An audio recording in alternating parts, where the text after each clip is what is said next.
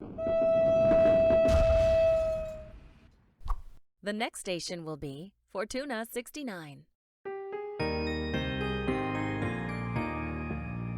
Those of you who have been here for a hot minute might remember this video I made from years ago, and this is meant to sort of be a continuation and further analysis of the question that is there a Warframe limit?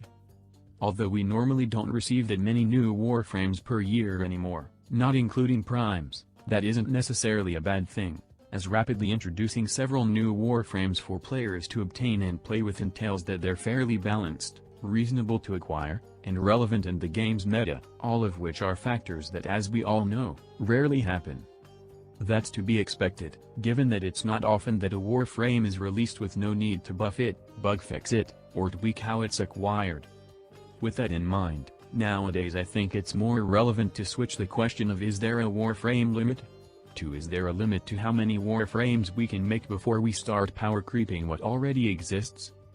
Given the amount of areas we have to play and grind in, the problem is no longer where can you put a new Warframe's parts? But rather, when do we accidentally start to override older made Warframes? It could be argued that this is already happening, given how Revenant's kit entirely overlaps over Nyx's whole idea of mind control, and while I do agree that the only thing more dead than the Nyx fanbase is the Conclave player base, I wouldn't say that Revenant killed Nyx. Not at all.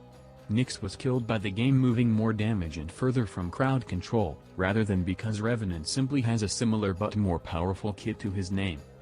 As an example, those of you who also play Rainbow Six Siege might remember back when Zofia was added to the game, an operator who on the surface appeared to be a superior version of Ashe, an already existing operator. Some thought that this marked the end of Ashe being picked both competitively and in regular play. Of course, it wasn't. Although both have a similar special ability, the rest of their design is different enough to warrant each of them being distinct yet equally powerful operators. To an extent, this ideology can also be extended to Warframe. Some of you out there might remember when Garuda was initially announced. Although it was stated that her theme would revolve around blood and gore, some people associated that with being of a similar vein to a Berserker theme, like Valkyrie. And of course, just like how some people thought Revenant would be the end of Nyx, it was believed that Garuda would be the end of Valkyrie. Of course, it wasn't. That isn't to say that Valkyrie doesn't need a rework, because I'm of the opinion that she does need to get improved, but when compared to other Warframes, I think she's fine waiting a bit longer. And when Gauss was initially announced as the I'm fast as fuck, boy! Warframe, some people assumed his playstyle would make Volt irrelevant as the I'm fast as fuck, boy! Warframe, even though being fast isn't the only thing Volt is capable of. To nobody's surprise yet again, Gauss was released and he didn't make Volt irrelevant. You can tell by now that as the years have gone by, DE has been making increasingly more Warframes that have something similar in terms of theme to already existing Warframes, something which is even more obvious when you remember that the next Warframe we will receive is a new tech Warframe like the already existing Octavia or Vauban.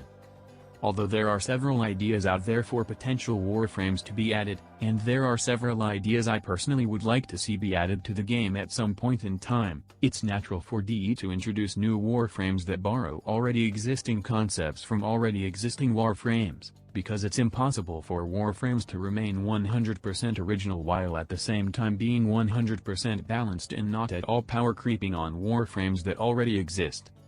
With that in mind, I don't think it's out of the question to say that we should expect to have at least 50 unique Warframes for the remainder of Warframe's lifespan.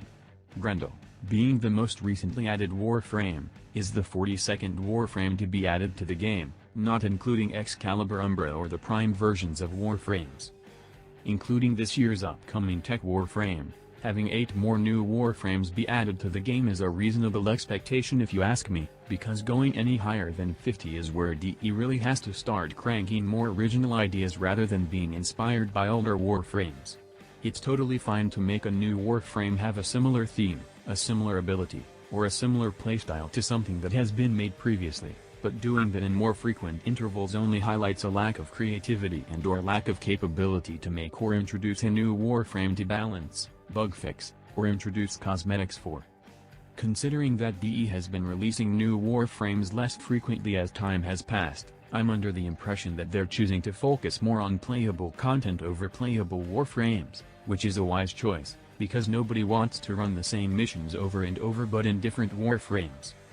That's also a wise choice because Warframe isn't like Rainbow Six Siege, a game that is actually making it a goal to achieve 100 total operators during its lifespan.